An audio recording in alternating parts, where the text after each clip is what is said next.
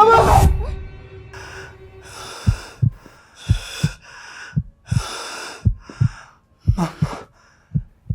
Mume wangu, umepatwa na nini? Nimeota ndoto mbaya sana kumhusu mama. Asa ndoto mbaya kuhusu mama yako ndo uamke hivyo kaa chizi? Mimi sijui nikajua kitu gani yani. Ndoto zingine ni mikosi hiyo mume wangu. Tupumzike.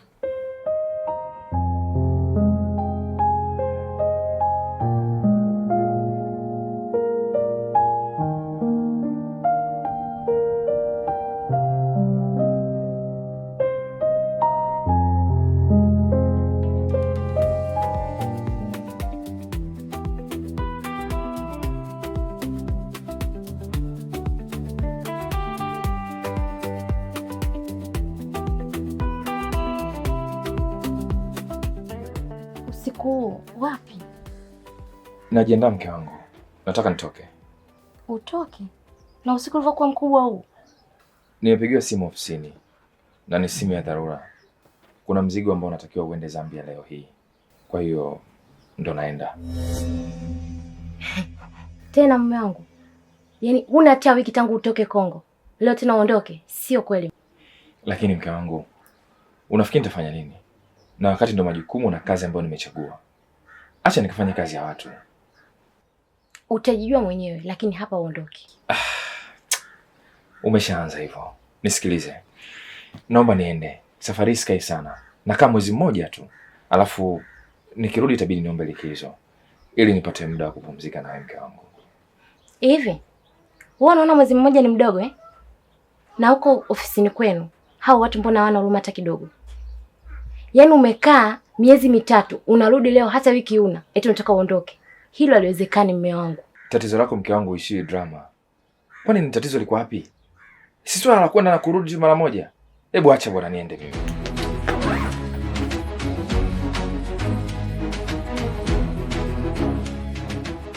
Hivi, unadhani natania pasari? Uendi kokote, maana hujui unavyokupo haupo. Mimi napitia mambo mangapi? Lakini mke wangu, mimi si kila kitu huwa naacha hapa ndani. Kuna hata siku moja ambayo umelala na njaa. Unahisi mimi nimefuata hela yako ya matumizi hapa nyumbani? Umeshawahi kujiuliza panakula nini huku unapokuwa haupo?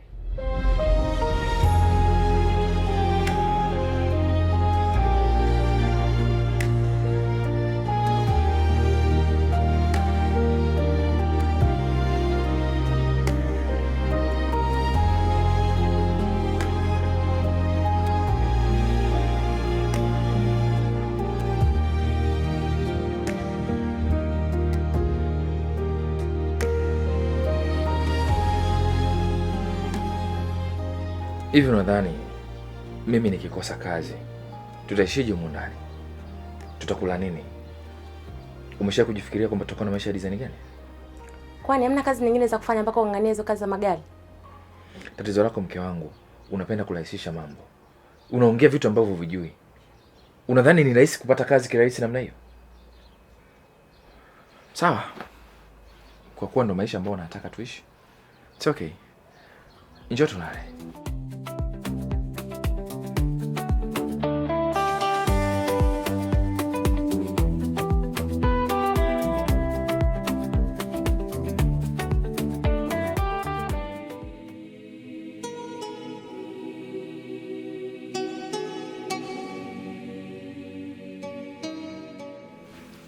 Kwa hiyo bado unawaza nini mpaka sasa?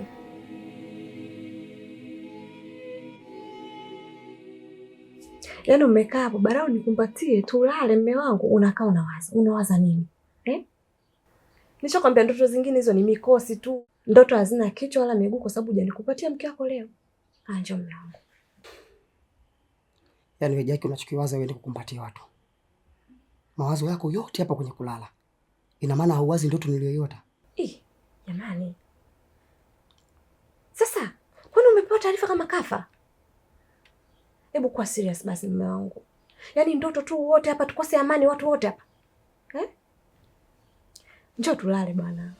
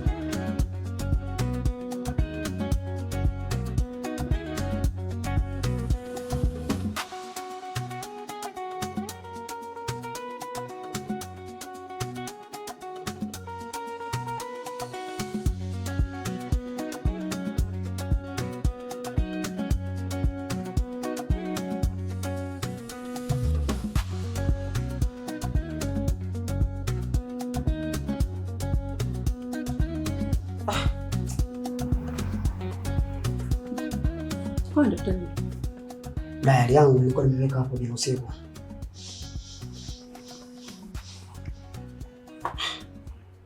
Sasa kwa nini unaficha lakini? Hapana, mimi sijaficha, nikuwekea tu na nilijua leo utaitafuta. Mimi niliona tu uko sawa. Kwa nini shida? Pasali kazingua pakubwa sana. Kafanyaje? Kuna mzigo ulibidi usafiri tangu jana saa 10 kwenda Zambia. Na kapigiwa simu kadai anakwenda kuchukua gari aondoke. Lakini wewe mimi nafika mpaka saa 12 hajafika ofisini. Kwa hiyo huo mzigo mpaka muda huo hujaondoka? Mzigo umeondoka. Lakini ilibidi atafute dereva mwingine ndio apeleke gari. Sasa mume wangu, kama mzigo ushaondoka, wewe wasiwasi wako nini? Sasa sio kwamba kila dereva anatakiwa kupewa mzigo wa kupeleka. Tunaangalia na aina dereva anayepeleka mzigo. Ndio maana alipigiwa Pasali kwa sababu ule mteja hataki longo hata kidogo. Ni kweli mume wangu. Lakini hautakiwi kuwa hivyo. Sasa hivi ni asubuhi, unatakiwa siku yako ianze vizuri kabisa na sio kukasirika, sawa?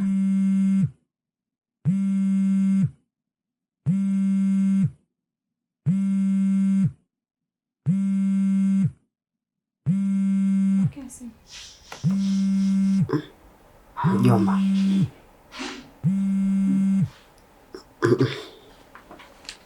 Hapana. Mbona upokee? Kwa ndoto niliyoyota jana usiku. Na sasa asubuhi mjomba anapiga simu. Kiukweli hii simu inahitaji maandalizi mazuri kabla ya kuipokea. Lakini mume wangu, ile ni ndoto tu. Na upasi kusema kwamba eti mpaka umeamka asubuhi umeiweka kichwani. Kweli ni ndoto mke wangu. Lakini hata si binadamu tumeishi katika ndoto unajua. Bye, naenda kazini. Nakupenda. Nakupenda. Bye, nenda kazini. Yaani mtu kaamka asubuhi na mke wake, hawajakaa wazungumze vizuri, watu wanaanza kupiga simu. Hii familia ni familia aina gani? Haya, huyo mjomba saizi asubuhi ukiuliza anataka nini, jibu la maana atakuwa hana. Pengine anataka hela akanywe kahawa. Yaani kumtia tu mtu pressure. Ndio shida kuolewa na familia ambazo yaani mwanaume ana uwezo kidogo, yaani wote macho yao yanamwangalia yeye. Yaani mimi jamani, sijui nitaishije. Hivi nitatoboa kweli? Hii familia hapana kwa kweli. Huyu mjomba si mtu mzima kabisa huyu. Ina maana unataka kuniambia hajui kama saizi ni asubuhi, mke na mume wanatakiwa wakae wapumzike au labda waongee, mwanaume anaenda kazini? Mimi hapana kwa kweli.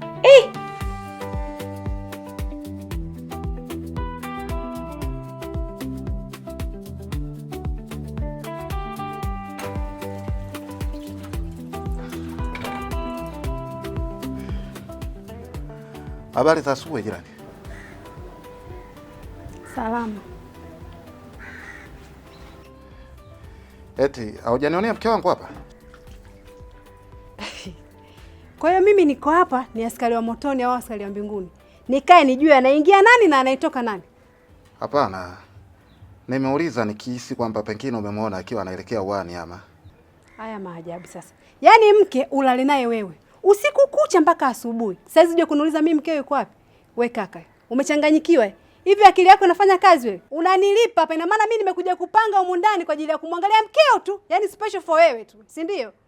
Wewe usinipande kichwani. Tena leo umenikuta na mudi nzuri kakaangu, umenikuta na mudi nzuri, naomba uniache. Basi samahani jirani yangu. Zamani sasa hivi. Utoke huko ulikotoka. Mke wangu, mke huyo akopa ashpaza. Mwanamke yenye kutu anakwenda kama kiguna njia. Yaani mkaka mzuri shababi mwenye kitambi chako mwenye kidali. Alafu unakuja kuniuliza mambo ya kishamba hapo. Hivyo umepagaa wewe. Tena bahati yako wewe. Iwe mwanzo leo na mwisho leo kuniuliza habari za mkeo. Nishakuchoka. Hujanipangia mimi humu ndani. Mimi nalipa kodi kwa ajili ya mke wako. Mke utakuwa kwanza ndo yenyewe ya Mwajala hiyo. Wewe ndo maana mwanamke kutu anakwenda kiguu na njia kama kala miguu ya kuku. Wewe umefumaniwa wewe hujawa kwa idhini yako kenge wewe. Ndo wataanza kufumaniwa kuja kuongeza kichwa. Umeniolea mimi mkeo.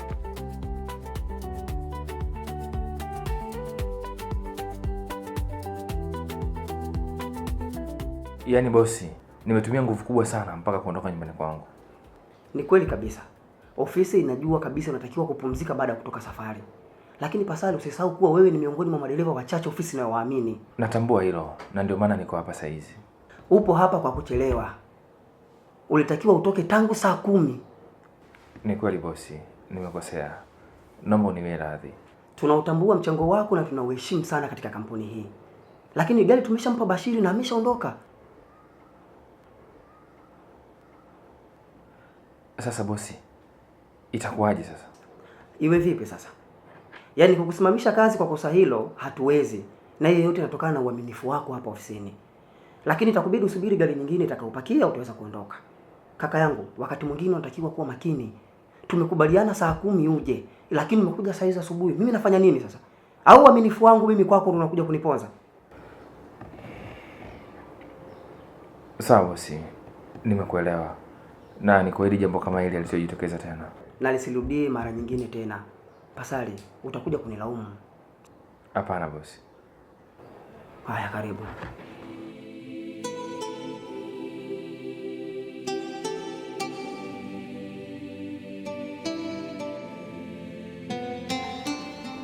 Jirani, leo hujaingia kazini? Ni kweli sijaenda. Unajua hizi kazi nazo ukiziendekeza zinaweza kusababishia matatizo ya mgongo. Kwa hivyo lazima nipate muda wa kupumzika. Ni kweli? Umeshafua kweli? Hapana, sijafua. Na nilivyo mvivu hivi, nahisi nitafua baadaye. Hivi ni kwa nini watoto wa kiume hawapendi kufua nguo? Wewe acha tu jirani. Sasa si ukiita kidemu chako ije kusaidia kufua. Kidemu nikitolea wapi jirani usahau? Boni muongo wewe. Sasa muongo, sio kuliona mimi siku nimekuja na mwanamke hapa. Sawa, kaleta nguo zako nikusaidie kufua. Mtu wako akija kuziona. Wewe niacha uoga. Ndio kwanza upo safarini. Anaenda zake huko Zambia. Kwa bado sana kurudi. Siogopi. Hapo ndipo uliponifurahisha. Ngoja nikazitoe.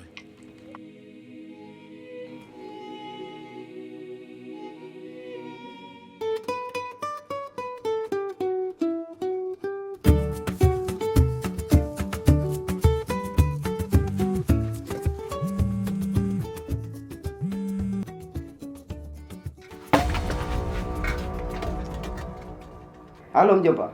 Kwa hiyo umeona unimwagie mboga yangu au sio mjomba? Mboga tena? Yaani mjomba mpaka ujisikie ndio tunawasiliana. Au unaona tunalingana mjomba? Kwa kuwa na wewe umepata ndevu basi unajiona nao na miaka kama yangu. Sio hivyo mjomba. Sema tu mjini mambo ni mengi sana. Kwa kuwa hatuna kazi huku kijijini, ndio maana simu yako ikiita tupo lazi tumwage mboga ili mradi tukusikilize. Nisamehe sana mjomba wangu. Samani inasaidia nini mjomba wakati mboga yangu ipo chini? Au ulifikiri labda tunataka tukupige kirungu? Anko, huko tumeshatoka, level hizo tumevuka mjomba. Haya, kuhusu mboga niachie mimi, nitajua tufanye nini. Hapo sasa mjomba, ndipo ulipokuwa unajizungulusha hapo mjomba. Mjomba, niambie sasa kuna habari gani? Kiukweli huku kuna shida. Tena shida kubwa sana mjomba. Ndio maana nikakutafuta. Shida gani tena? Mama yako anaumwa. Sasa anasumbuliwa na nini kwani? Hakuna anayejua. Labda wewe ungekuja ili tusaidiane. Sawa. Acha nifanye hivyo basi. Sawa mjomba.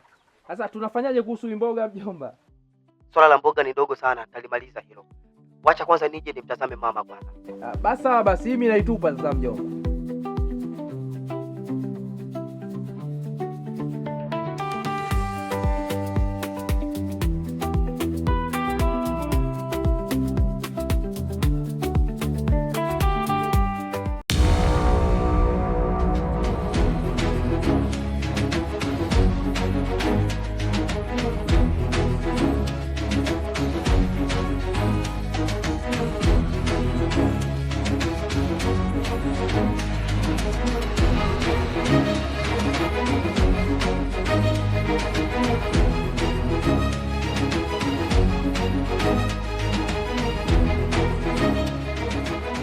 Vipi? Mbona umewahi kurudi? Na ulinitoroka? Kumbe hiki ndicho kinachoendelea nikiwa sipo, si ndio? Kinachoendelea? Kivipi? Au unataka kutengeneza attention ya mimi kutokukuuliza ulitoroka ulienda wapi? Nyamaza mwanamke. nahitaji unipe jibu moja tu, tena lio limenyooka. Hichi ndicho kinachoendelea nikiwa sipo. Mume wangu bwana, kitu gani kilichoendelea? Haujui? Unajitoa ufahamu.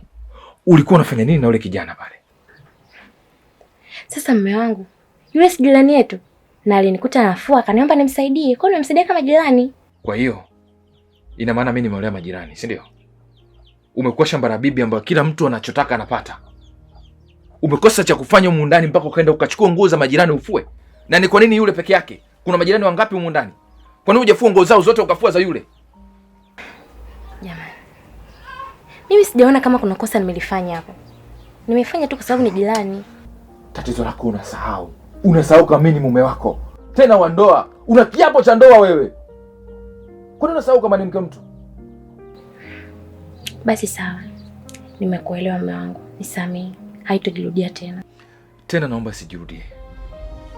Yaani kaa mbali kabisa na mambo ya kipumbavu ambayo unataka kuyafanya. Mimi nakupenda sana mke wangu. Nakupenda zaidi unavyofikiria. Lakini haya mambo yanaweza katarisha hii ndoa. Na siku zote mpumbavu na ni mjinga ni mwanamke ambaye anavunja ndoa yake kwa mikono yake. Unataka kufikia huko? Sawa. Jinga mmoja wewe.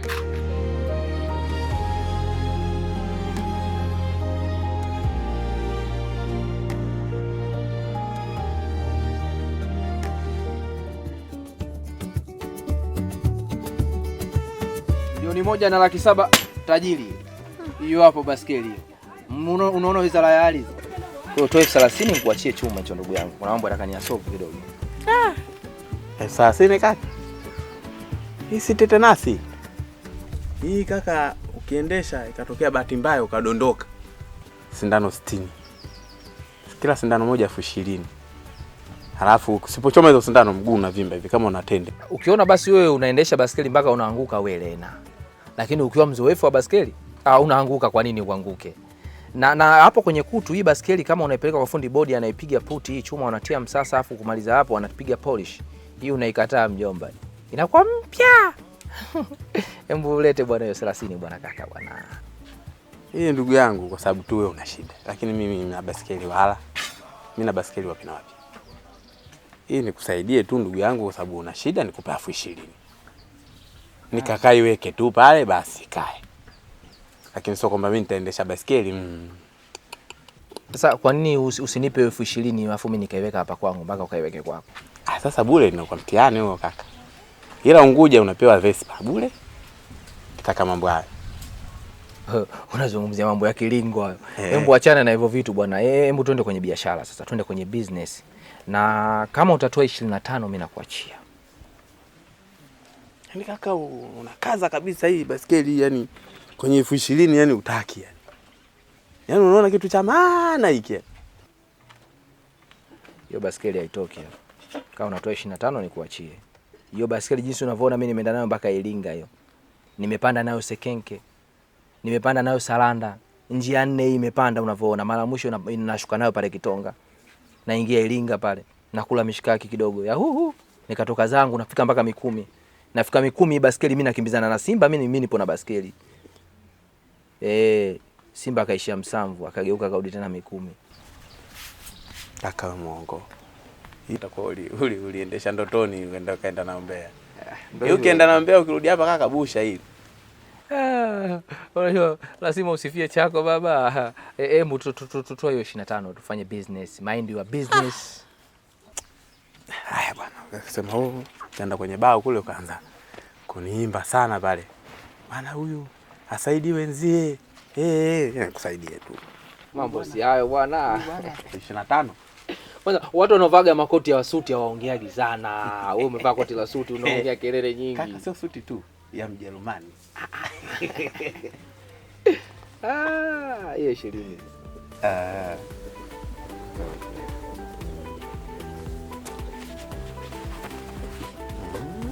Kaka ndo nipiga na chuma ulete hapa. Yes mate.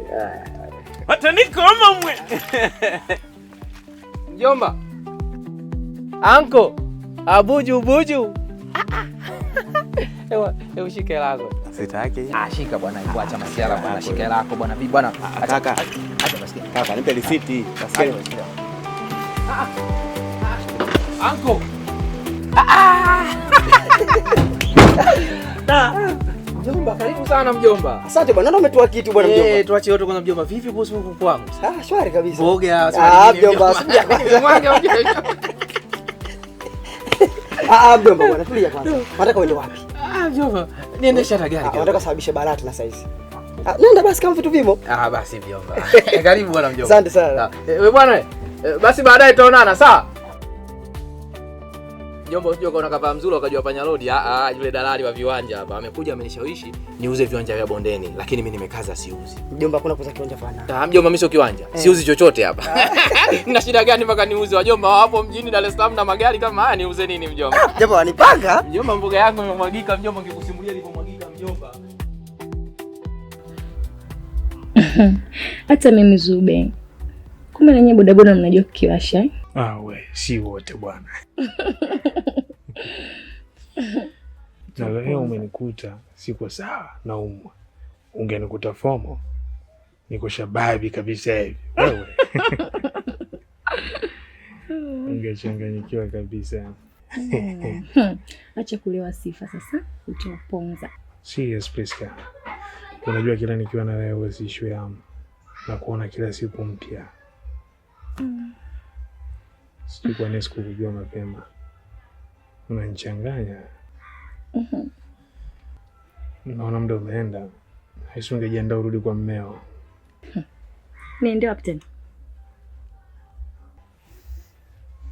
Kwa hapa ndo umefika. Yaani siendi kokote. Hapa ndo nimeshafika. Siendi kwa mume wala kwa mkwe. Kwa uhakika. Ushindo wewe tu. Kunywa bora sana.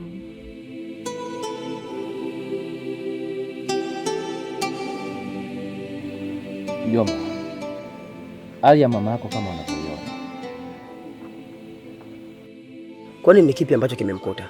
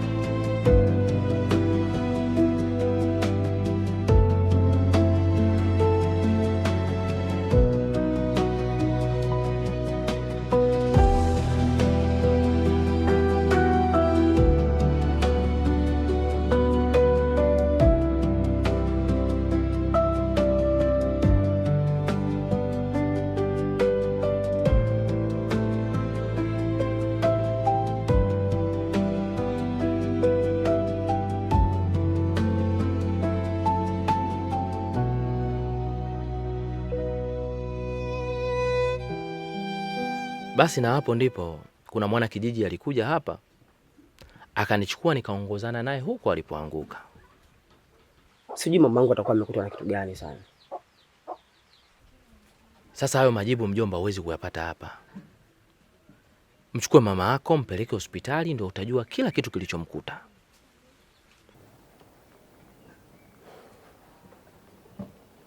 Sawa. Mimi nafikiri tumpeleke hospitali. Baada hapo tutajua nini kinachomsumbua. Tuache ya mambo ya kukisia tu. Hilo ni jambo zuri sana mjomba.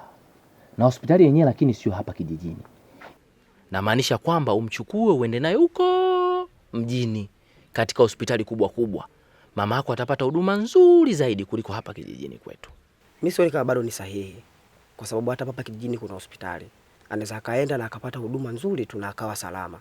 Kuliko kwanza kumsumbua, kumbeba, kumpeleka mjini na kwanza kumrudisha huko. Kama mambo atakuwa ni mengi mjomba. Mjomba, hebu acha uvulana. Tambua huyu ni mama yako. Alafu akibaki hapa kijijini kwake ni changamoto kwa sababu anahitaji sana uangalizi. Na unanijua mimi mjomba wako mtu wa shambani. Sasa nani atamwangalia hapa? Katika hili nilikuwa naomba unipe muda kidogo nikamshirikisha mwenzangu, alafu ndo natoa jibu la moja kwa moja. Kipi hapo cha kujadiliwa na mke wako mjomba? Kuumwa kwa mama yako kumpeleka hospitali ukajadili na mkeo? Mwenzio yupi? Mwenzio wichi? Huyu ni mama yako mjomba. Amekuweka tumboni miezi 9. Hivi kwa nini unashindwa kujua thamani ya mama wewe mjomba? Kwa nini eti nikamuulize mke wangu? Wewe una akili sawa sawa wewe? Kwa hiyo wewe mwanamke wako naye akiumwa huko mama yake anakwambia ngoja nikamuulize mwenzangu, anakuja kukuuliza. Wewe mjomba umerogwa eh? Kaka, chana naye huyo. Uamuzi wake anaoamua, basi mwache afanye hivyo hivyo anavyotaka. Maana yeye ameshakuwa sasa. Dada, uamuzi wake akiwa huko mjini. Akija hapa kijijini ni uamuzi wetu sisi. Mjomba hapa utake usitake unaondoka na mama yako. Na kama utaki kuondoka na mama yako mjomba, mimi nitatia pini, unazunguluka unarudi hapa hapa. Mjomba, mimi nitatia pini mjomba, tairi zote zitatoboka hizi. Nakwambia mjomba, ukiondoka hapa bila mama yako mimi nakupa laana. Sio laana kuvulia nguo. Laana nakupa laana, yani wewe mjomba mjini utoboi. Mjini utoboi, mjini utoboi mjomba. Kwa hiyo unaondoka na mama yako, uondoki naye. Lakini mjomba, mimi sikuwa na maana mbaya katika hili. Nilimaanisha kuwa kwa sababu hapa kijijini kuna hospitali, tunaweza tukampeleka na akapata huduma. Lakini mimi nafikiri hamna shida, tutaondoka naye. Huo ndio wanaume sasa. Mjomba vipi unaita 45 hapa? Mjomba mimi muuni. Mimi bange zamani tulikuwa tunachemsha tunakunywa mchuzi. Sio nyinyi tu sasa hivi tu mnavuta hivi mjomba. Mimi 45, chewaso sio. Hilo ndio jambo zuri mjomba. Unataka umwache mamako umwachie nani hapa? We mjinga sana mjomba. Huo sasa huo ndo usimba. Huo ndo ushababi huo sasa mjomba. Vipi mjomba unataka tuzalishe wanaume wenzio? Vipi mjomba? Unakuwa mtu wa mapenzi unajikuta shorokani mwenyewe, ha? Acha hivyo vitu mjomba. Unatakiwa uwe Lambo, unatia bunduki watu.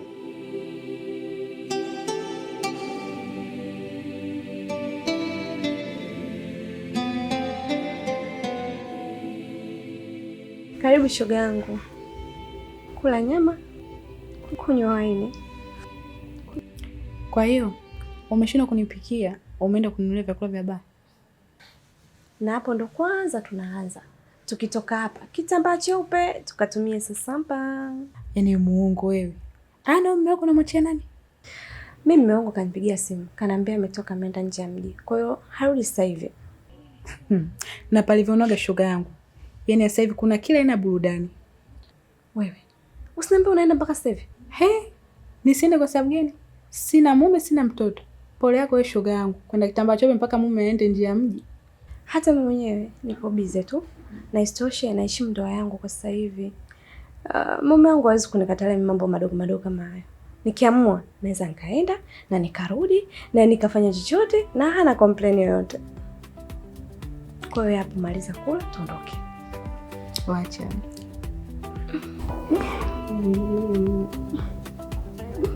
Kuja msaidie maana wewe. Mvivu.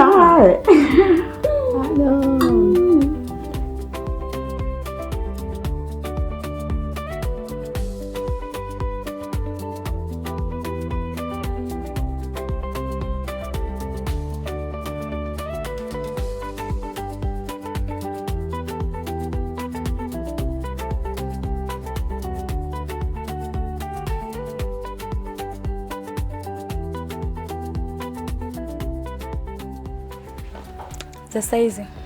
Na mara ngapi nimekuwa nikikukanya juu ya bodaboda yako? Si nakuuliza. Bwana mbona unaanza kunikasilisha sasa? Nakufokea wakati nakuuliza. Na wapi ulipotoka sasa hizi? Unataka nikujibu lipi kati hapo? Ambalo utaweza kulivumilia. Maana naona unashupalia mtoto wa kiume, mishipa ya shingo inakusimama. Wewe usinijibu ujinga ukazania mimi fala. Nitakuja nikubutue huko. Hebu subutu kwanza. Mwanaume anayepiga anaongea, fanya vitendo. Jaribu. Unaanzia wapi? Mkono wa kulia au kushoto? Hebu niguse.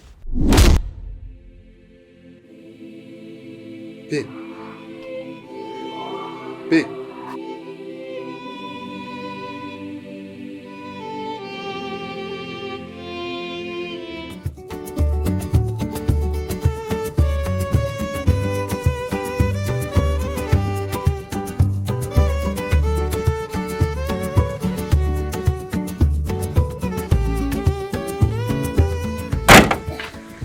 Naona mjomba marejeo ngamani. Bwana mjomba, ubaki salama. Aibu naona mie.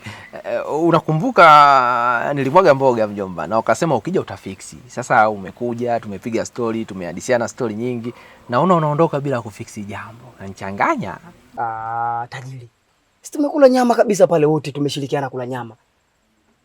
Si maisha hiyo. Mjomba, hiyo bado haitoshi bwana mjomba bwana. Kwa hiyo naona kula nyama mjomba, wewe ndio ushindwe kufiksi hichi kitu kidogo. Sawa basi tumekula nyama. Mgeni njoo mwenyeji yapone. Sasa mjomba, hata hela mafuta kweli hata mjomba wako kweli unashindwa kufiksi hapo? Mjomba bwana. Haya basi ishi nayo. Mjomba ndio inatoka hiyo hiyo. Zile ndio kubakia nyingine hapa atakapita nika mafuta mjomba, sasa kabaki njiani unajua. Nikajua labda ungesema ukamuulize mkeo mjini huko. Mjomba, mimi nikushukuru sana, Mwenyezi Mungu akufanyie wepesi katika mambo yako mjomba. Uishi miaka 1100 kama manabii. Na Mwenyezi Mungu akufikishe salama huko unapoenda, umpeleke mama yako hospitali apate kupona, awe mwenye afya tele, afya imara, arudi ujanani naye awe kama Elizabeth Michael. Sawa mjomba, na hiyo ndio maana halisi ya dada yako kuzaa. Hakika. Lakini mjomba ni mama, kaza dada yangu kama nimezaa mimi yetu. Sasa mjomba, fanya uoe. Uone kilichotokea leo. Kama dada yako asingezaa, kisingetokea. Sasa na wewe ukishaoa, ukizaa, baadaye yatakuwa haya hivi. Mjomba, unajua kila mtu ukitaka kuoa kuna muda fulani kuna visaundi vya nyimbo vya Bongo Flava vinakuja hivi. Usijeitaka harusi kwa pupa, usijeitaka harusi ukarudi na taraka. Hapo ndo nakuaga na hofu ya kuoa, lakini oro ni oro mjomba. Mimi nikutoe hofu.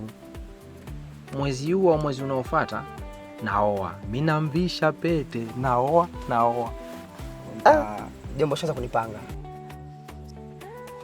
Mjomba sasa kufunga mlango hapo dada. Hiyo inaita do.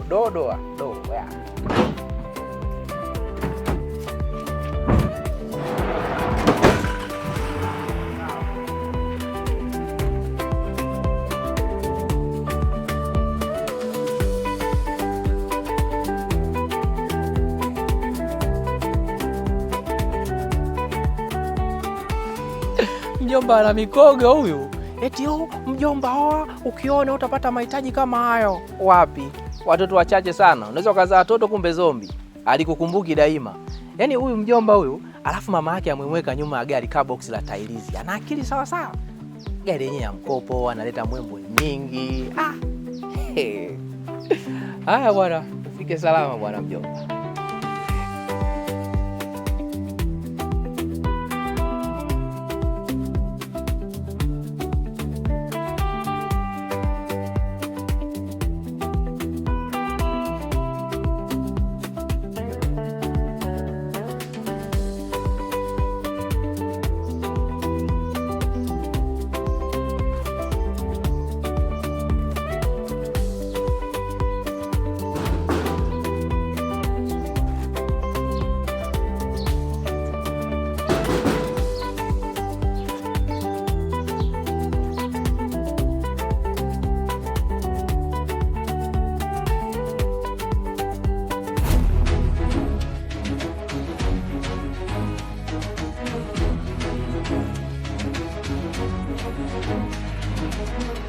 Baza vipi? Mbona unagonga mlango kwa nguvu namna hii?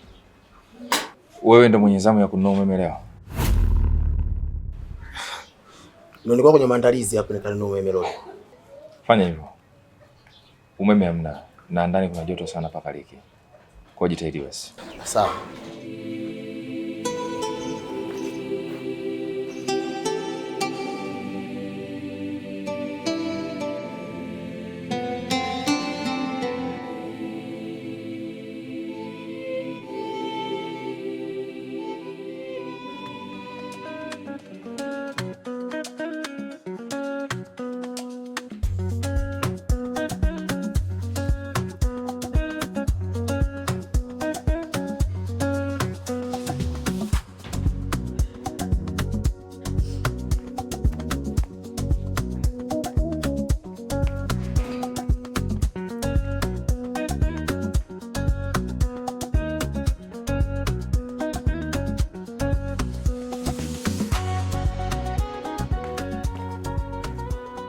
Mama, nafikiri tuende kwanza nikakuonyesha sehemu ya kupumzika, alafu mimi nitakuandalia chakula.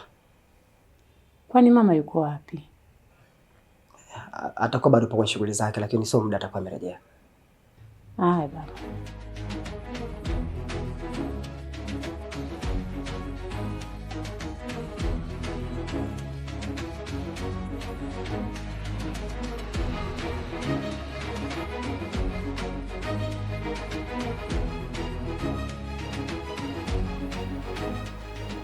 Pia mke wangu. Mke wangu. Amka tuyamalize. Uyamalize na nani? Tena ukome kugusa umwili. Umenielewa? Zilikuwa ni hasira tu mke wangu. Yaani hasira bado unashindwa kufanyia maisha yako, unafanyia katika mwili wangu. Unadhani huu ni mwili wa kupigwa pigwa, si ndio? Basi yaishe. Hayawezi kuisha hivyo. Wewe unajifanya bondia wewe. Sasa subiri nitakuonesha. Unajambia moto.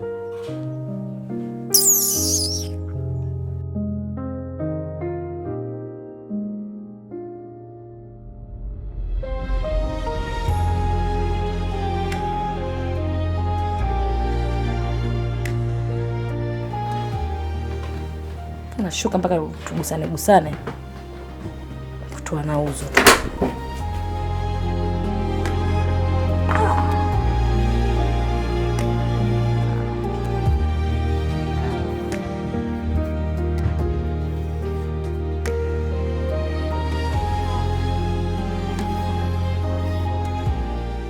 Kwa nini umelewa?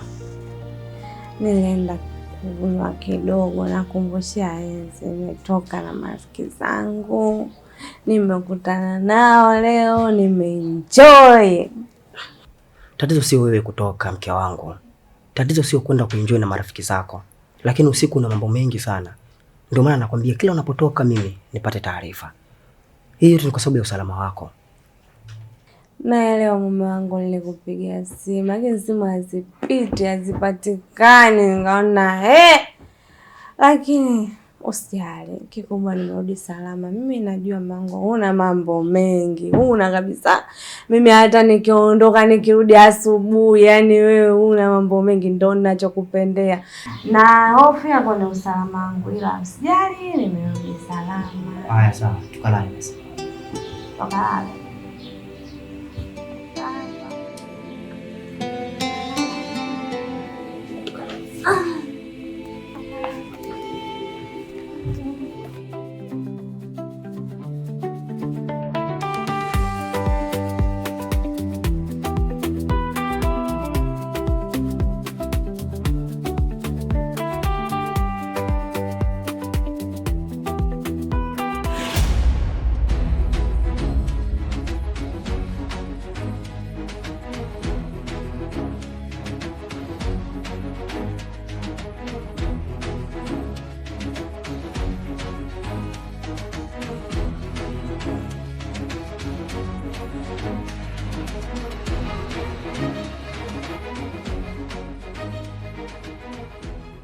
Geza, nahitaji kujua mimi nina nafasi gani humu ndani? Jackie, mke wangu. Yaani ina maana kila siku umezoea na kukumbusha nafasi yako. Yaani nakwambia wewe ni mke wangu. Ni mke gani ambaye anaweza kamka asubuhi na akakuta kuna ugeni? Sikia. Taratibu basi. Calm down. Jackie, jana nilipanga nikwambie. Tulikaa tukazungumza, lakini kwa hali uliyokuwa nayo, haukuchukua muda mrefu kwa umelala. Ningekwambiaje? Nikapanga basi nikidamka asubuhi niweze kukueleza. Na damka asubuhi haupo, upo nje unafanya usafi. Ningekueleza muda gani mke wangu? Mume wangu unakosea. Yaani umenikosea pakubwa. Hivi unawezaje kuleta mgeni bila taarifa, hata kama nilikuwa nimelala, hata kama ilikuwaje? Nisikilize basi. Jackie, calm down. Calm down. Ninadhani unajua hakuna jambo lolote lile ambalo nikalifanya mimi bila kupanga na wewe. Majambo yetu yote huwa tunakaa tunajadili ndio tunafanya. Umeelewa? Hata hili nilipanga nikwambie. Na unafahamu kabisa mazingira ya kijijini kwetu kule kwa mama. Mtandao unasumbua. Nilipofika kule, nilikupigia simu sana nikueleze hili, lakini ukao upatikane mke wangu, muda mwingine simu haipiti. Na kutokana na hali aliyokuwa nayo mama, nilishindwa kabisa kumwacha. Ilibidi nimbebe nije naye huko. Lakini haikuwa kwa maana ya kukuficha mke wangu. Nilipanga nikueleze hili. Na ningekwambia tu muda wote. Okay, sawa. Kama unavyosema sijui nilikuwa ulikosa muda kuongea na mimi na nini. Mama ataondoka lini? Sasa kwa hilo ndo washaka. Na nikuondoe shaka kabisa mke wangu. Mama kaja hapa na kaja kufanya vipimo na kuja kupata matibabu ya muda mchache. Ataweza kurudi huko nyumbani kwake. Hajaja kukaa hapa. Sasa naomba tu, yani fanya hima. Basi. Basi mama. Jamani. La mama si ataondoka. Ataondoka usijali na hatachukua muda mrefu. Siku nyingine usiongee hivyo. Kiukweli umenikunjia ndita hadi nimeogopa. Sawa, mimi natoka mara moja sawa?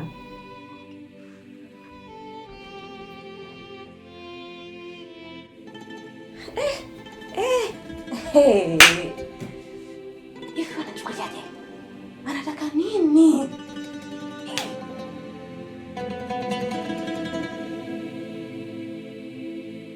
Unajua nini kijana? Hata mimi nilipokuwa na umri kama wako nilizidiwa na mambo mengi sana kichwani mwangu. Lakini unajua nini kilinisaidia hadi kufikia umri huu uliokuwa nao? Ni nini hicho mzee wangu? Ni kujifunza kupitia watu walionizidi umri. Oh, kumbe. Sasa unataka kuniambia nini babangu? Mimi nikushauri kitu kimoja. Kwa namna ulipofikia na mwenzako, hiyo ni hatari sana. Ukizingatia wewe ni kijana mwenye nguvu na unaweza kufanya mabadiliko na kila kitu kikawa sawa maishani mwako. Una maana gani? Maana bado sijakuelewa. Naomba usininukuu vibaya, lakini mlipofikia sasa hivi sijui kama kuna mapenzi tena. Na kwa kawaida mwanamke akifikia kufanya mambo mengi kiasi hicho hiyo ni hatari kubwa na anaweza kukuletea shida.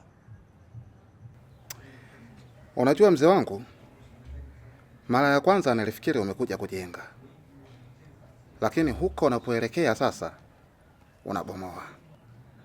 Nisikilize mzee wangu, mimi na mke wangu sidhani kama tunahitaji ushauri kwa sasa. Tafadhali tuacheni.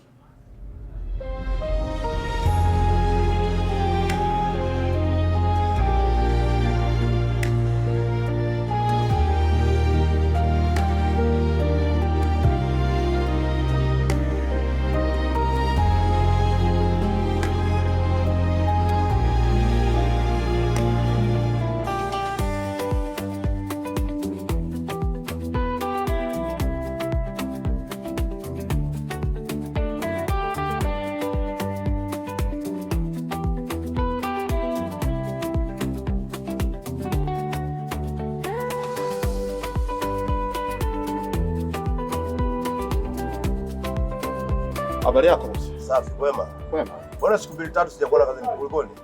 Mke wangu alipatwa na matatizo kidogo, kwa hiyo nikawa na so. Taarifa ulimpa nani?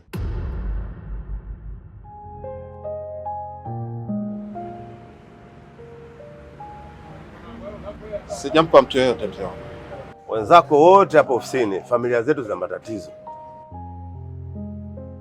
lakini tunakuja kazini kwa sababu kazi ni bora kuliko matatizo ya familia zetu. Kwa kuwa hii sio mara ya kwanza wala ya pili, na kuomba kitu, nenda nyumbani ukasolve matatizo yako. Nitakapokuhitaji nitakupigia simu. Bosi. Bosi.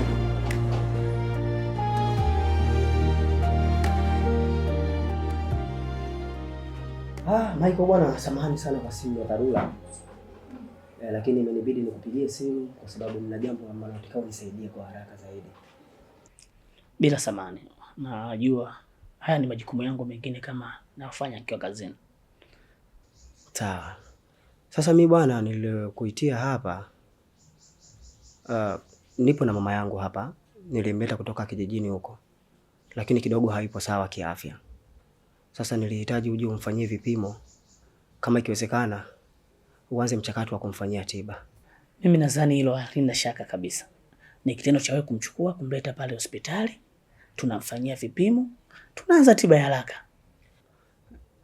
Ni kweli, lakini sababu ya kukupigia simu uje hapa, sikutaka ili nifanye mizunguko yote huko hospitali. Nilitaka tufanye kama tunavyofanyaga siku zote, kama ulivyomfanyaga mke wangu na tunavyofanyaga ndugu yangu. Kwa hiyo nategemea mfanyie matibabu akiwa hapa hapa nyumbani.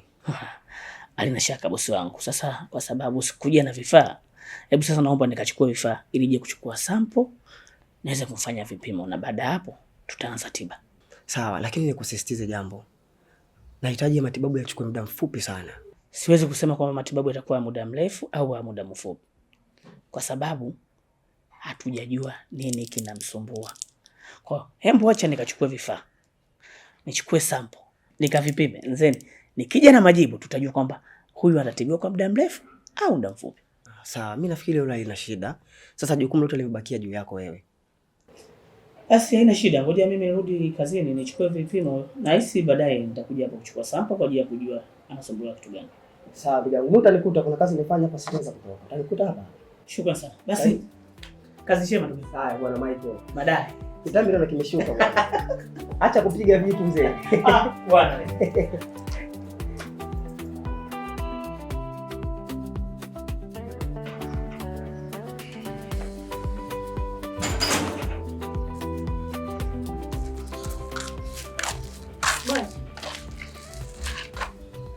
Vipi, unaenda wapi? Naelekea kijiweni hapa, kuna watu naenda kuonana nao. Hivi kumbe wewe ni muoga? Yaani bado kidogo tu mikojo kutoke. Uoga lazima. Alafu nilikuwa naomba tupunguze mazoea kwa sababu inaweza kaja kuniletea shida baadaye. Embo acha uoga bwana. Hayo ni mambo ya kawaida sana. Kawaida? Yaani unasemaje kawaida? Wakati mtu wako sasa hivi ameanza kunitumbulia mijicho. Vitu vizuri vinahitaji ujasiri. Vipi wewe Boni?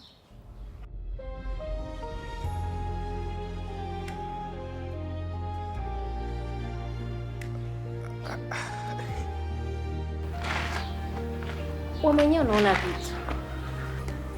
Naona, lakini mimi muoga sana. Usijali wala nini. Sawa. Acha niwawahi watu wangu ambao wananisubiria kijiweni.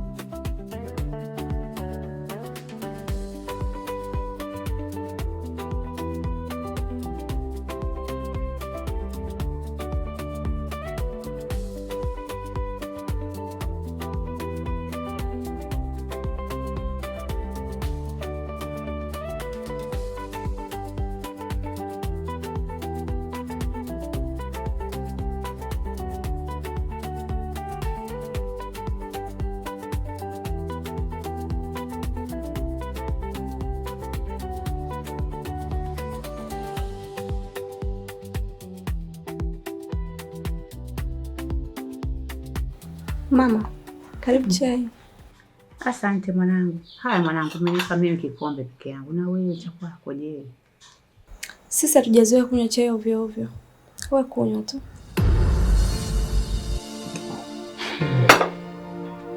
Na wewe mwanangu, Geza naye yuko wapi? Geza ametoka. Anatokaja asubuhi na mapema. Kwa hiyo ameenda kazini.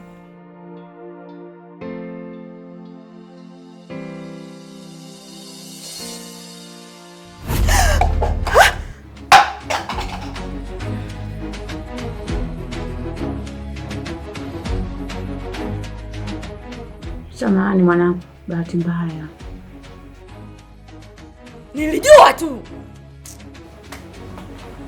Bahati mbaya.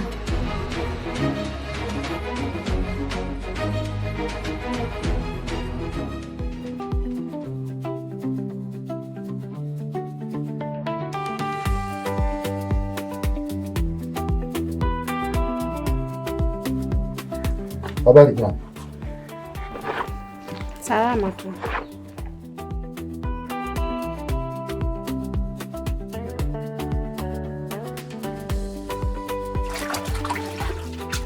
Samahani dadangu. Aja kuachia funguo zangu wewe? Kweli wewe kaka kipengele. Kwani ni mara ngapi nakwambia usiniulize kabisa habari za mkeo? Nimekuuliza tu. Bado unaanza kunichokonoa chokonoa tu ili mradi unipate, si ndio? Nishakwambia mimi sijakaa hapa mlinzi wa kumlinda mke wako. Mkeo akitoka atoke, kama uwagu si wewe. Unaniuliza mimi bwana mke wangu kaenda wapi, alikuwepo wapi, alifanya nini? Mimi hizo habari sizitaki wewe. Wewe kaka samahani. Hujanioa wewe kiasi kwamba umenioa basi nikulindie mkeo tu. Mimi nina maisha yangu. Hebu niache na mimi nipumzike. Sitaki kuulizwa habari za mke wako. Basi samahani. Maana hata sijui ni kwa nini unanichukia wewe dada. Kwa nini? Hiyo dawa ya quinini inaitwa ya malaria. Walikuwa wanatumia huko watu wa 90. Watoto 2000 wanasema haziwezi na wapelekesha maini. Kaka, njoo taratibu. Si unanielewa? Njoo taratibu. Kipo unachokitafuta na mwaka huu utakipata. Wewe umeoa umeolewa. Mwanamke akitoka sijui ndo anaenda kutafuta riziki ya kulete wewe. Warete watu na ndoa zetu mjini. Mume wangu akitoka akirudi ananikuta ndani. Wewe sasa. Mkeo anamaliza viatu, bwana ndo kama hivyo viatu hujui kubadilisha. Mwaka huu wako. Basi jirani, kamlomo wako. Tena nitakumwagia haya maji na oshia vyombo wewe. Nitakusuuza. Sijui hujaoga toka asubuhi, nitakusuuza. Nywele kama mkutano wa nzi. Mwangalie na viatu vyake kila siku hivyo hivyo sobadilisha. Umenunua mkataba huo. Viatu umenunua mkataba, utaweza kuhudumia ndoa wewe kweli? Wewe utaweza kuhudumia ndoa? Waache miamba ikusaidie. Mimi nimekaa hapa nasikilizia ubuyu tu na miguno. Warete watu na ndoa zetu mjini. Mume wangu akitoka akirudi ananikuta. Wewe sasa kila ukienda unakuta askari. Kazi unayo.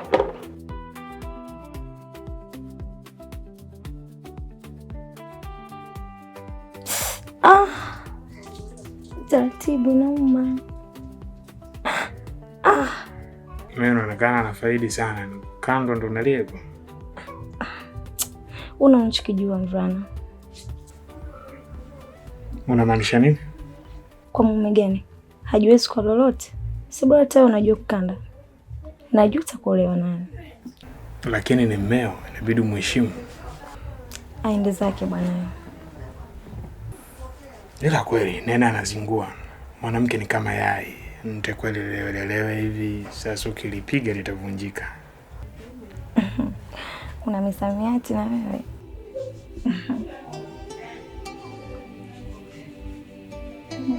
Serious. Kweli? Sijiweka hata kwenye maji. Mbona kwa Mungu wewe? Sasa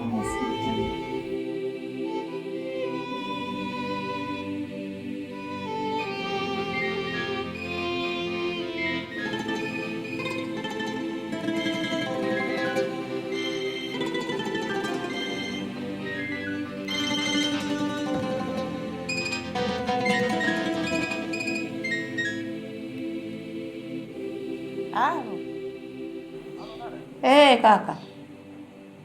Marahaba, vipi hali? Nzuri tu kakangu.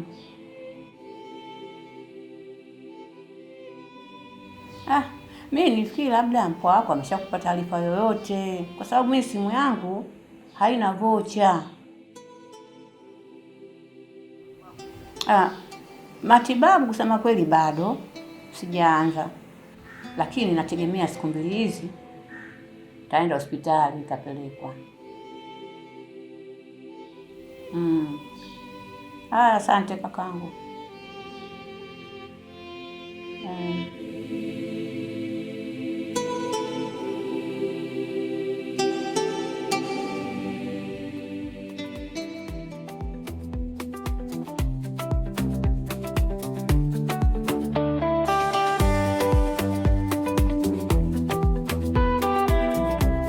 Bosi.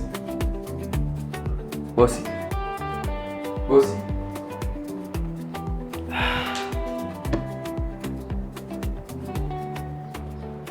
Vipi ndugu yao? Una muda mrefu tangu umefika? Hapana. Ndo nimefika muda huu bosi. Vipi? Kwema, lakini mbona unaonekana kama uko sawa? Ni kweli ndugu yangu. Sipo sawa kabisa. Kuna mambo mengi ambayo yananiumiza kichwa. Pole sana bosi. Mimi labda nikushauri kitu kimoja kama hutojali. Unajua binadamu kuna wakati tunapitia changamoto nyingi sana. Hasa kwenye swala la akili.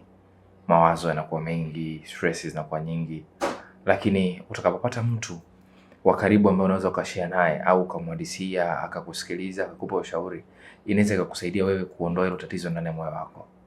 Kwa hiyo ushauri wangu ni kwamba tafuta mtu wa karibu ambaye unamwamini, kaa naye, zungumza naye, utoe huo mzigo ndani ya moyo wako, unaweza kukusaidia.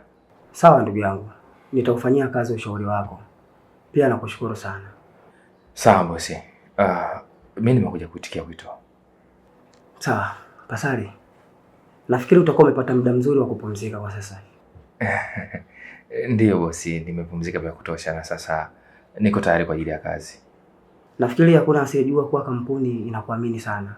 Yaani wewe ni miongoni mwa madereva ambao ni waaminifu. Na kampuni yetu inajivunia kuwa na dereva kama wewe. Sasa kuna mzigo ambao unapakiwa hizi siku 2 zijazo. Na tuhitaji mimi usimamie kuanzia kupakiwa kwake mpaka safari. Sawa bosi, hamna tatizo. Unaweza kunipatia hiyo kazi. Sawa, inabidi uwe makini sana kwa sababu mwenye huu mzigo ni mkorofi. Na tulipata changamoto hapo zamani. Kuna baadhi ya mizigo yake ilichelewa kufika, nilifika kwa kupungua. Kweli tuletea shida sana. Ndio maana unapokuja mzigo wake ofisini, huwa hatumpi kila dereva kuupeleka, tunawapa madereva ambao tunawaamini. Sawa bosi, niko tayari kwa kazi.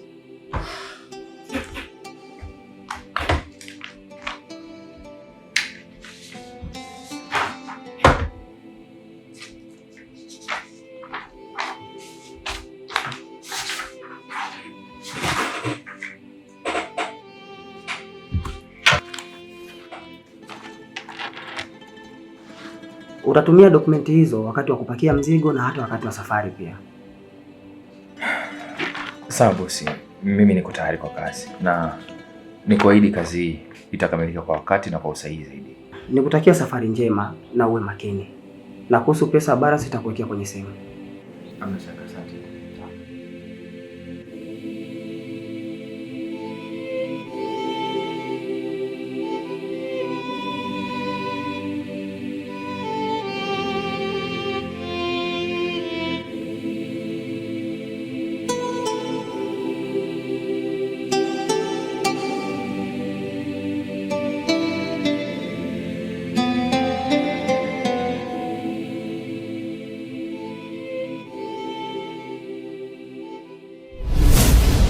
Uangalizi wa mama yako ni jukumu lako kwa sasa.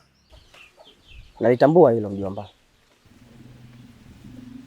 Mimi nikwambie tu mjomba, katika maisha yako ukitaka upate baraka, wajali wazazi wako kwa chochote kile.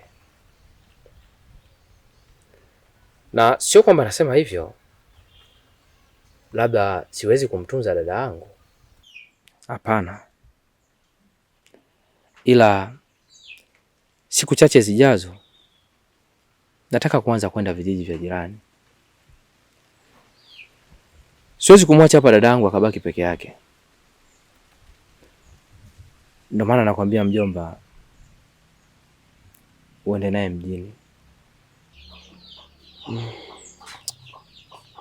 Unajua mjomba, mimi nimepata bahati ya kuzungumza na wewe mara kwa mara. Iwe kwenye simu, aidha niwe nimekuja huku. Lakini kinachonishangaza leo, unaongea kwa hisia sana. Nimezungumza kwa hisia kwa sababu katika familia yetu sisi tupo wawili tu. Ni mimi pamoja na mama yako. Na ukaja wewe mjomba ndiye watatu. Na sisi yote uangalizi wetu sasa hivi upo chini yako. Sana sana haswa mama yako. Watu wanasema inafika stage mtu mzima anakuwa mtoto. Kwa sababu mtoto hawezi kubeba zege. Mjomba, mtoto hawezi kubeba maji. Basi ndo mtu mzima naye anapofika kuna stage fulani ya umri kwenda sana, hawezi kufanya hivyo vitu, ndo maana walimaanisha mtu mzima anakuwa mtoto. Kwa sasa hivi mama yako ni mtoto. Na wewe ndo baba. Kazi kwako sasa. Mimi ni kuahidi tu. Katika hilo mimi nafikiri sitakuangusha. Nitamtazama mama yangu na nitahakikisha anakuwa salama wakati wowote kadri Mwenyezi Mungu atakavyokuwa amejalia, na sio mama yangu tu, hadi wewe mjomba wangu. Kuhusu mimi mjomba, usijali, kwa sababu mimi bado nina nguvu zangu. Ishi kubwa tu ni mama yako. Huwezi kusema sasa hivi mama yako anaingia shambani analima eka 4 eka 3 kama enzi zake za ujana, uongo. Lakini na mimi Allah hakuli hali, utakapokumbuka basi chochote kitu mjomba, hiyo mjomba, nitashukuru mjomba na nitakuombea sana.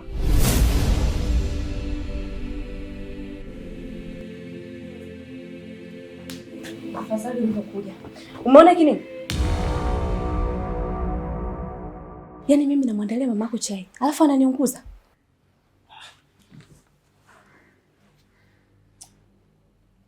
Jackie, wakati mwingine unapokuwa unazungumza na mimi, ukishindwa kutumia busara basi tumia heshima. Wewe, hivi unajielewa vizuri kweli wewe? Yaani mimi nimeungua, tena sio kuungua tu. Nimeunguzwa na mama yako. Alafu nakuja kukuambia unaniambia eti nizungumze vizuri. Kuzungumza gani huko? Au unataka mimi niongee kwa hekima ipi ambayo unahitaji wewe? Na kwa nimevurugwa na mambo yangu, sitaki kuchanganywa kabisa, nahitaji utulivu. Si vitu vya bahati mbaya hivyo. Ule kumuona wapi mtu anamunguza mtu na chai kwa makusudi? Tumeunguzwa na chai tangu utoto. Hadi tukiwa watu wazima tunaunguzwa na chai. Sasa vitu vya bahati mbaya usiweke katika kusudi. Kama uliungua wewe na wazazi wako hawakuwa makini kwenye kukulinda. Mimi wazazi wangu walikuwa makini sana na walikuwa wananilinda, na ndio maana hujawahi kuona kovu lolote wala baka lolote. Alafu hii ndio maana halisi nilikuwa sitaki kuishi na mama yako. Kwani unashindwa kunielewa? Ninachokitaka ni mama yako aondoke. Si unanielewa? Kwa sababu haiwezekani unamwandalia mtu chai kwa upendo na mapenzi yote, lakini mtu anafikia tu anakuunguza. Mimi ninachokiamini, mama yangu hawezi kukuunguza na chai kwa makusudi. Mimi ninajitambua na ninajielewa na akili zangu timamu. Najua hili zuri hili baya. Kwa hiyo ninatambua kabisa mama yako kaniunguza kwa makusudi. Alafu nakwambia naona anaanza kuniletea mambo yasioeleweka hapa. Mama yako kaniunguza kwa makusudi, sio bahati mbaya. Sio vitu vya kupiga kelele hivyo. Hivi unadhani mama yako akisikia atajisikiaje? Wewe, hivi unajisikia vizuri? Badala ya kufikiria mimi nilivyoungua, maumivu gani ninayopitia, eti unafikiria kule mama yako atajisikiaje mimi maneno ninayoongea. Uko sawa kweli wewe? Na hii ndio maana ya halisi nilikuwa sihitaji kuishi na mama yako au sihitaji kuishi na mtu yoyote, kwa sababu najua hawezi kunipenda. Mtu ananiunguza na kuambia wewe kama mume wangu, ili mradi ubebe hisia yangu ninayopitia, lakini unaniambia mama sijui hivi na hivi. Uko sawa? Naona fika kabisa unavyompendelea mama yako. Yaani toka mama yako afike huko ndani, huna mapenzi na mimi, huna chochote kuhusu mimi, yaani wewe ni mama yako tu. Sasa sikiza nikwambie, chagua kati ya mama yako au una sense.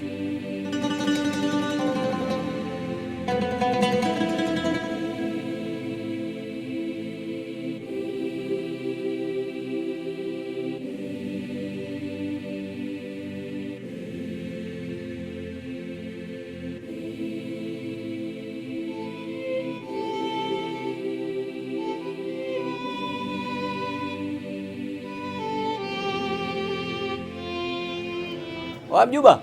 Oa. Mambo vipi ase? Fresh tu. Shemeji anaendeleaje? Yako poa. Basi poa.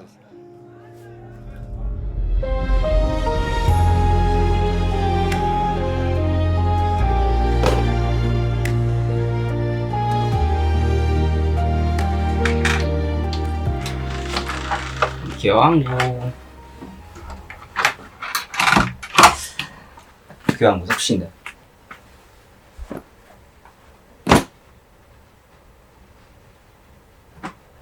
Kwani sina kusalimia wewe? Hivi mume wangu, utaacha lini yako kamdomo kako? Kwani kuna changamoto yoyote? Kwa hiyo ulishindwa tu kupita ukamsalimia mwanamume mwenzio, alafu ukaniwahi mimi mke wako mpaka umuulizie mke wake? Wewe nani labda? Eti mke wako jambo. Wewe inahusiana nini? Yako yanakushinda, unajali ya mwenzako kweli? Basi ungeniwahi mimi, ungeniuliza mke wangu vipi, umeshindaje? Niko hapa nasikia kabisa habari zako, unaulizia mke wa mtu. Kweli hiyo inaingia akilini wewe mwanaume? Mke wangu, mbona wivu kiasi hicho? Mke wangu bwana, hebu achana naye mambo bana. Sawa? Usinichukulie wa hivyo. Wivu, si ndio? Ila kumbuka huu wivu ndio unatengeneza upendo na mapenzi humu ndani. Nisingekuwa na wivu na nikalinda ndoa yangu, nini kitafuatia hapa? Nini kitafuata? Usinichukulie mimi chizi, au usinichukulie umeniweza, umeniteka kimoyo, kiakili mpaka kimwili. Na kuheshimu. Sijui unanielewa wewe? Kwa hizo pigo zako hizo za kishamba hizo, wanaume waliokamilika wako hivyo. Hebu vaa viatu vyangu basi. Mimi sasa ndio umenikuta nimekaa na yule kidali na kaa tunashika. Vipi? Ujambo? Wewe ungejisikiaje? Okay, sawa. Nimekuelewa. Nimerudi toka kazini, nahitaji kupumzika. Naomba uniendelee vitu vyangu nijilie. Mijano mengine si iko vipi? Andaa mwenyewe kama unaona rahisi. Niche, mke wako wa Jambo, inahusiana nini? Yaani wewe usinipandishe kisukari na kuheshimu Na unajua mimi kikosa kwangu halina udogo. Yaani ili aliishi leo na tunalala mzungu wa nne. Kila mtu angalie upande wake. Wewe umemsabini yule? Sasa yule ndo atakupa vitu vyako.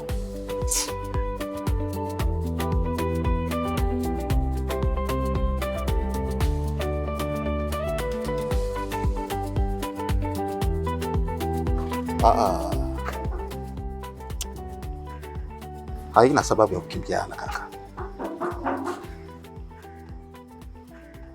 Nimekuja tuzungumze kama wanaume. Natambua uko na mke wangu ndani kwako. Sikia bro, umekosea. Umechanganya, mimi siko na mkeo. Nisikilize nikwambie kaka. Wewe haujui ni jinsi gani nampenda wewe mwanamke. Kaka, wewe haujui ni mangapi nimeyapitia juu ya wewe mwanamke. Wewe haujui mangapi nimeyapitia kumpata wewe mwanamke. Lakini pia wewe haujui ni jinsi gani nahangaika kuyatengeneza maisha ya wewe mwanamke. Yote hayo nayafanya kwa sababu nampenda. Nampenda sana mke wangu bro. Tena nampenda sana.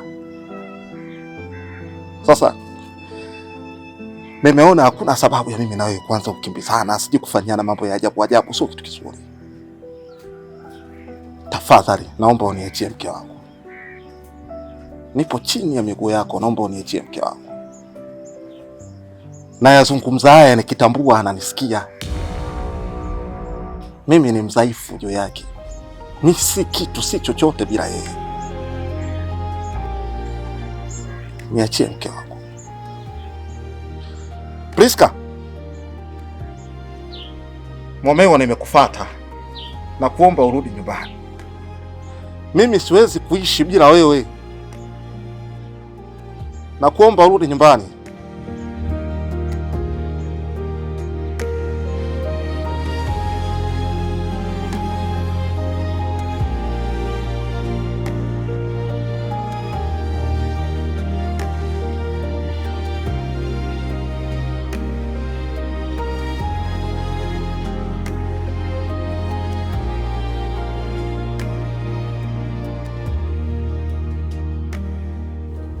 Najua umesikia kila kitu.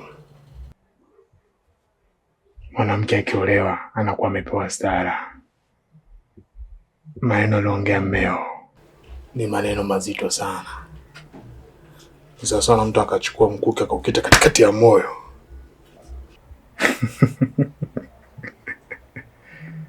Mwanaume yoyote, hata ningekuwa mimi, nimetoa mahali, kila mtu anajua kwamba huyu ni mke wangu, alafu kuna mtu mwingine,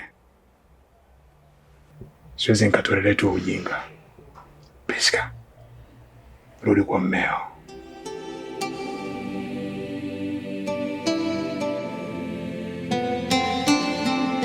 Priska, rudi kwa mmeo.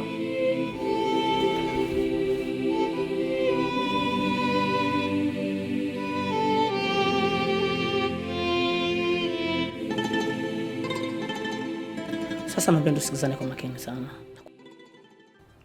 Baada ya kuchukua vipimo, nimegundua kwamba kisukari ndio ugonjwa unamsumbua kwa kiasi kikubwa. Na kwa hatua aliyofikia, anahitaji uangalizi zaidi ili kumrudisha katika hali yake. Sasa dokta, huo uangalizi unaweza kuchukua muda gani? Kutokana na hatua aliyofikia, mama anahitaji uangalizi wa muda mrefu.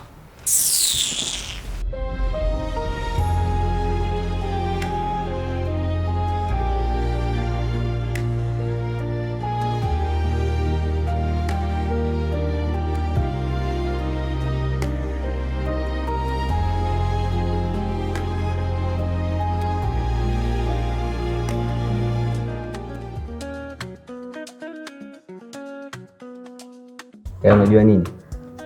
Inatakiwa ni watu wajifunze kupitia sisi mapenzi yetu. Najua na enjoy sana. Yaani mpaka nikiwa kazini na kumisi. Lazima unimisi kwa sababu kuna vitu navikosa. Mungu aibariki miguu yako mume wangu kwenye utafutaji wako. Asante mke wangu. Mwenyezi Mungu asikie dua yako. Nipate hela nyingi sana. Na ukipata hizo hela nyingi, tutumie mimi na wewe tu.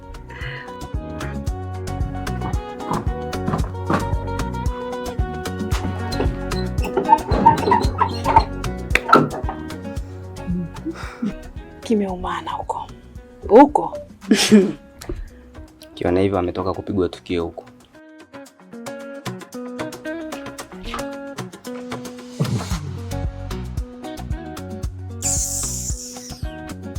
Kabla hata sijapoa mwenyewe. Yaani watu wanaacha kuoa maabani uwe, waenda kuoa mabondia. John Cena kabisa unamleta ndani kwako, unategemea nini? Ncheke nenepe mie. Nikonde sipigwi mwili wangu wa mapenzi. Ni changamoto. Kosea yote ila usikosee kuoa. Yaani ni sawasawa na mzigo wa misumari kwa mwenye kipala. Amini nakwambia. Yaani kamdomo wako. Mimi simo. Mimi wakitoka mondani huko John Cena na Omaga. Mimi simo mume wangu. Usinishirikishe. Sasa mimi naogopa. Wewe ni jamaa anavyohangaika hivyo. Ananyasika umeona? Wewe. Mdomo uliponza. Ila babu wewe mdomo gani na tunaongea ukweli. Potelea pote watoke hapa mimi sijali. Yaani hapa zitalika ngumi. Yaani kabisa watoke tu waje kuvamia mume wangu. Mimi nipo hapa. Wewe hao ni majirani sasa na wewe yani usitengeneze visa kwa sababu sisi haya yatuhusu. Tuangalia ya kwetu na wenyewe wanafanya ya kwao. Achana naye. Unajisikiaje? Unaona kana kwa nguvu hivyo ase mpaka naumia jamani.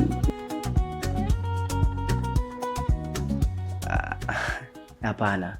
Itakuwa tu haipo sawa. Sasa dokta, hakuna namna yoyote ambayo tunatokafanya labda akapata matibabu ya muda mchache hata wiki moja tu akawa sawa? Kutokana na umri wake nimeshasema kitabibu itahitaji muda mrefu yeye kuwa sawa. Sawa, nakuelewa dokta. Lakini nilitaka kujua tu hapo kwenye swala la muda hapo. Maana umezungumzia muda mrefu, hujaniweka sawa. Ningetaka kujua labda ni miezi 6 au mwaka. Yaani hapo tu kwenye muda nataka kujua ni muda gani unaweza kuchukua yeye kuwa sawa. Okay. Kuna dawa nimemwandikia. Itabidi uzifuate na aanze kutumia haraka iwezekanavyo. Na niseme tu kuna baadhi ya vyakula kwa sasa itakuwa changamoto kwake kuvitumia. Vyakula vyenye wanga, vyakula vyenye sukari. Napozungumzia wanga, ugali, wasembe, dona at least anaweza kuitumia. Nao mahindi yakilowekwa. Na chumvi pia. Umake sure chumvi inakuwa kidogo kwenye chakula chake kutokana na umri wake ili kumfanya kuwa sawa. Sawa dokta, mimi sijakataa. Hapo kwenye uangalizi, nimetaka tu niambie tu kwamba ni muda gani ili nijue mimi nawekaje ratiba zangu hapa kwenye muda, nataka nijue ni muda gani. Miezi 6, miezi 3, mwaka. Nimeshakwambia. Kitabibu sina jibu exact ni lini. Ila tukifuata matibabu na maelekezo niliyokupa, mgonjwa atatibiwa na atakuwa sawa. Na siku zinavyozidi kwenda, itabidi ujitahidi kuhudhuria kliniki. Yes. Na kuna kipimo ambacho itabidi nimpatie. Utakuwa unampima wewe mwenyewe hapa au yeye mwenyewe atakuwa anapima. Kujua kama sukari yake imepanda au imeshuka. Ikiwa imeshuka anatakiwa kufanya nini? Ikiwa imepanda anatakiwa atumie vitu gani? Unless otherwise na watakia uangalizi mwema wa mama. Basi sawa dokta, haina shida. Nimekuelewa. Mama. Asante. Sasa. Ngoja niendelee na majukumu mengine. Sawa, nafikiri tutawasiliana. Bila shaka.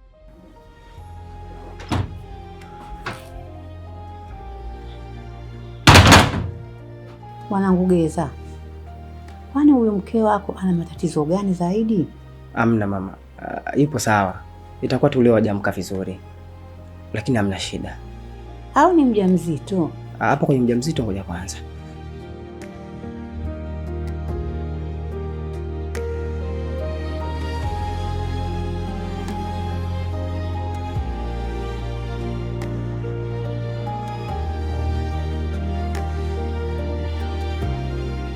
Hivi mjomba, utaendelea kujilizaliza hivyo mpaka lini?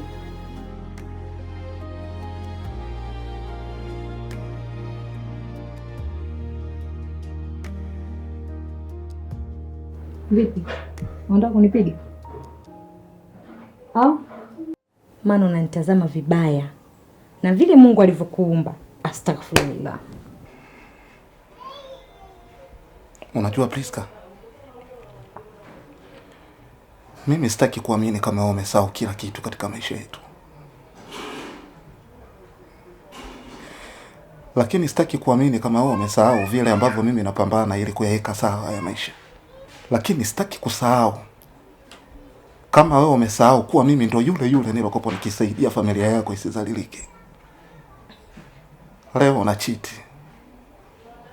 Lakini unaona haitoshi, ulale nje na chumba chako.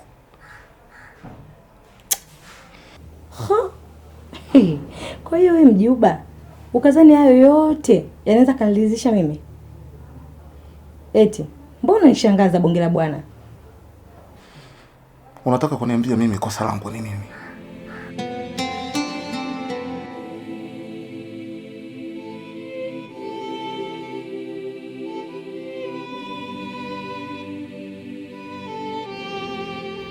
Nikukumbushe kosa lako ni nini? Eti mjomba.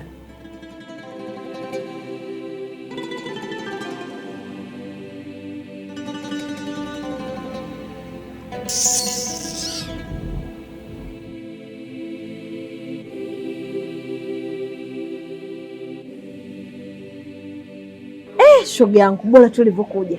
Mwezi ujao mdogo wangu yule mwana Rumango tunamcheza. Kwa hiyo hapa yani shughuli iko lele. Mmekuza. Kwa hiyo hapa yani kuna sala ya video aina hizi 2. Kwa hiyo nakwambia mapema, usije kwa sababu ukuniambia sijui nini. Taarifa ndio hiyo ya moto. Asa mimi mwenzako ndugu yangu hata sipendi maneno. Mimi napendaga mtu akiniambia jambo lio na ushahidi. Ndio pakuzama ndani hapo, pakuniletea huo uzi ni utazame. Wewe tena jamani. Mimi nimekwambia tu ili ujiandae. Uzi bado hujafika. Nimekutazisha mapema ili ujue kabisa kwamba mwezi ujao tunakiwasha.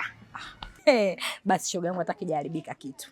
Maana yake nilikuwa nataka niuone huo uzi ili madi niujue kabisa huo uzi mng'ao au mpauko. Maana si unajua tena shughuli na vilangi. Nisije nikachukua rangi nikafanisha na kabila fulani.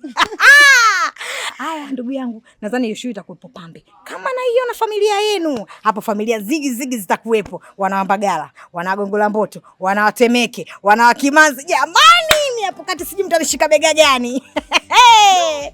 Wewe tena. Yaani kama ulikuwepo vile venye tulikuwa tunapanga listi ya watu. Mure umepita. Mimi si mwana wa familia. Kwa hiyo ninaijua akili ya familia yangu. Familia yangu kiniambia mguu pande, najua mdau mguu sawa. Hamjawahi kupua kama ujua mgonjwa. Mnanikosha. Alafu sasa shoga yangu, iye mama Sikuzani ana hela yangu la mchezo. Kwa hiyo ile hela atakayonipa mama ndo na kudumbukizia udugu wangu. Nataka nikubandike mtaa mzima wajue sasa hivi anambandika udugu wake. Na sio ninavyokubandika shoga yangu, alafu tena likija kufika jambo langu, mara nanyambia naumwa, mara nimelazwa nimetandikiwa drip. Mama hela yangu utaitoa. Maana yake mimi hela yangu haijawahi kulala kizembe. Yaani elimu kabisa kimasiala. Sijui umenielewa udugu? Sasa mimi naanzaje kukwambia naumwa? Mie tena na wewe. Yaani hapo nanibandika na kubandika. Wenda kubandikana. Bandika, bandua. Bwana ndugu yangu. Mimi kuna kitu kimoja kinanisumbua sana katika akili yangu. Kwa hivyo nahitaji ushauri wako. Pale ninapoishi mpangaji mwenzangu ananisumbua sana. Ni mpangaji wa kiki, alafu istoshe ni mke wa mtu. Yaani ninapokuambia ananisumbua kweli mpaka kuna wakati mimi nashindwa kulala. Najiuliza ikitokea mimi huyu mwanamke wa mtu nikamfanya vibaya na mume wake akaja kujua nitaishi katika mazingira gani? Yeye ananichanganya sana. Si unanielewa?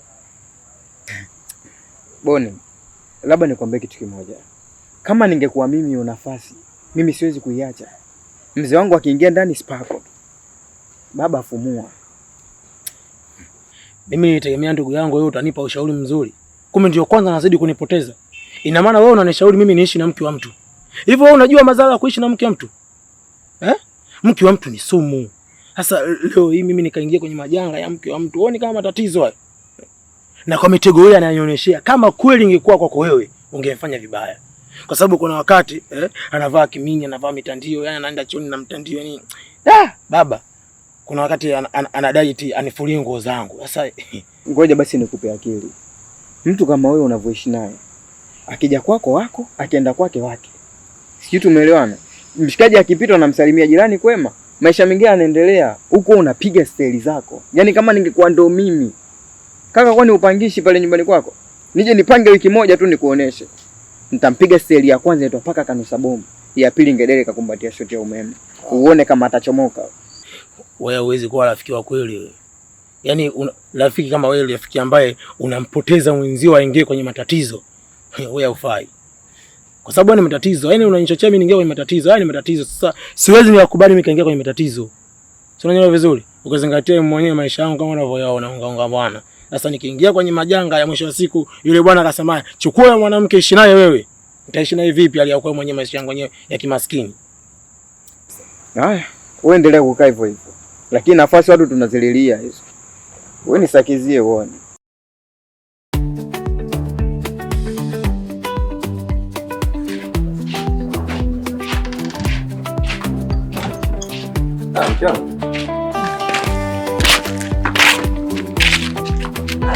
Sasa naona umeshajiandaa mguu wa kutoka. Kwenye mihangaiko tena. Haya.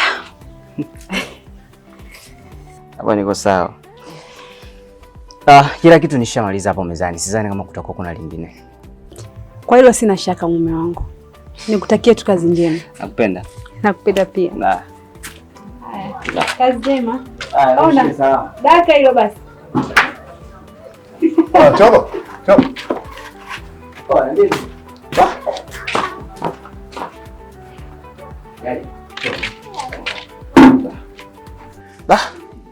Ndugu yangu wewe. Bwana, mimi pale ofisini nimesimamishwa kazi. Sasa kama kutakopo kuna mchongo uko katika site zako, naomba unishtue mwanangu nikapiga, maana mambo yashakuwa magumu. Siwezi nikakuahidi kwa sababu kidogo sasa mambo ni magumu. Sema nitajaribu kuongea na wadau, kuulizia kama kuna sehemu kutakuwa kuna nafasi, nitakwambia. Takupambania, usijali bwana. Haina noma. Tuko pamoja sasa. Kuwa na amani. Takupambania sasa. Yaani usione tu mwanaume wa mtu anapata vijisenti kidogo, lazima uzitolee macho. Haya, kumsimamisha mume wangu kumwomba kazi, wewe ulisikia na kiwanda yule akutafutie kazi, wewe hapo ulipo una miguu yako timamu, una mikono yako, una kila kiungo kilichokamilika. Unashinda nini kutoa milonjo yako kwenda kutafuta kazi mwenyewe? Unataka kumpausha mume wangu, najua tu ahangaika na kutafutia kazi wewe. Wewe ni nani kwani? Wewe tena iwe mwanzo mwisho. Yaani mnaziki mpaka kwenye unyayo. Maisha yenu yawashinde kazi mume wangu. Wewe mume wangu amepanga hapa kwa ajili ya kutafutia yeye kazi tu au? Unamwajiri? Mlipe basi ile akakutafutie kazi. Mwangalie. Mijitu mingine sijui ikoje. Yaani ziki siku zote ukiziendekeza, uoga zinakufikisha sehemu mbaya. Na kwa mwili wako huo ulivyo huo.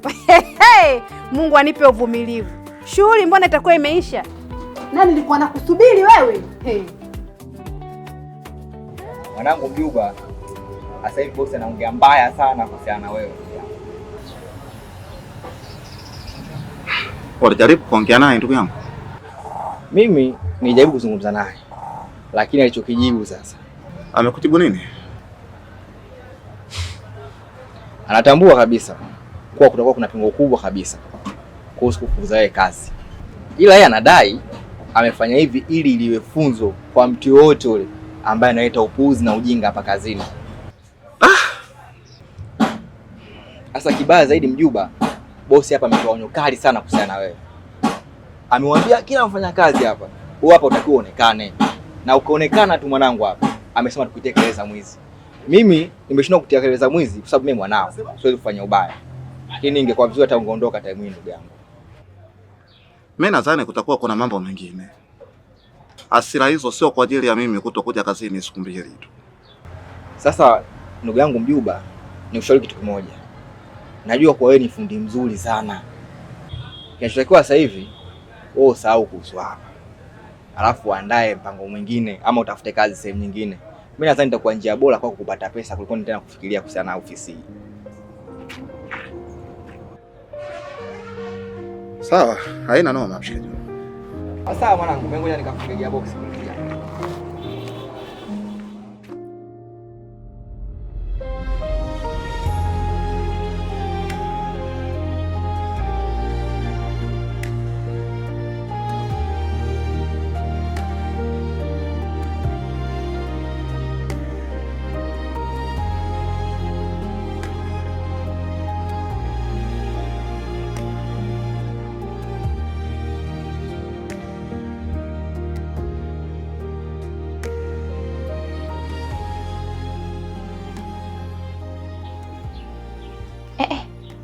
Kulikoni tena mume wangu na simu yangu?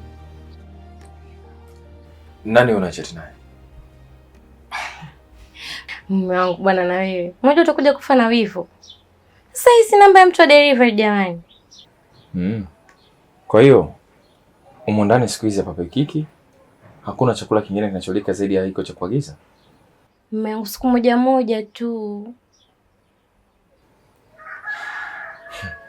Yaani mwanamke sio na tatizo gani? Nashindwa hata kuelewa na shida gani. Anyways, tuachane na hayo. Mimi naenda. Nitakutumia pesa ya matumizi kwenye simu yako. Sawa mume wangu kipenzi, na safari njema.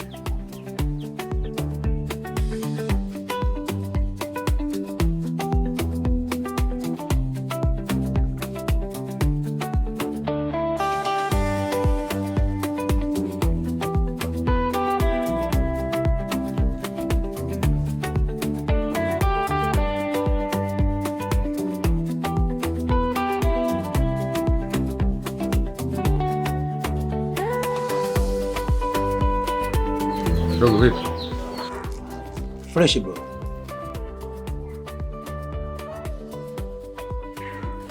Hicho shobeba ni nini? Chakula.